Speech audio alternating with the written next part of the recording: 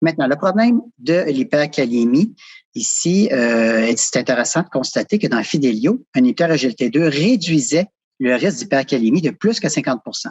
Ça, c'est une donnée qui peut surprendre, mais c'est intéressant. On voit ça dans d'autres études. Ici, on regarde l'hypercalémie maintenant dans Fidelity avec ou sans inhibiteur SGLT2. Donc, aucun inhibiteur SGLT2, on va dire que c'est le gris. Avec inhibiteur SGLT2, c'est le bleu. Vous voyez ici les patients sous finerenone et les patients ici à droite sous placebo. On voit qu'avec la finerenone, l'inhibiteur SGLT2 diminue l'hypercalémie. Là, vous reconnaissez notre 14 % de tantôt. Bien, ça baisse à 10 % avec un inhibiteur SGLT2. Donc, c'est intéressant. Et vous voyez que même chez les gens qui prennent un placebo, ça réduit l'hypercalémie. Prendre un inhibiteur SGLT2, on passe de 7 à 2,7 %.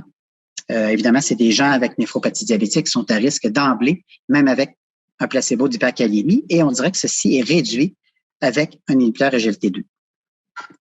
Et ceci, on l'a vu dans d'autres études, que l'utilisation d'inhibiteurs SGLT2 est associée à une réduction du risque d'hypercalémie.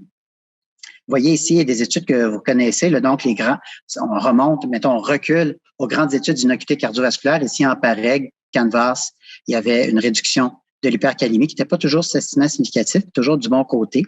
Dans les études d'insuffisance cardiaque, on voit ça aussi, DAPA-HF, vous reconnaissez ici Emperor Reduce. Dans les grandes études aussi de néphropathie diabétique et non diabétique, comme Credence, DAPA-CKD, on voit que ça réduit l'hypercalémie en général, et même le sous-groupe, ici prenant un ARM, surtout dans Emperor Reduce, l'hypercalémie était réduite. Donc, c'est de plus en plus reconnu que les inhibiteurs SGLT2 protègent en général contre l'hypercalémie. Ça protège un peu.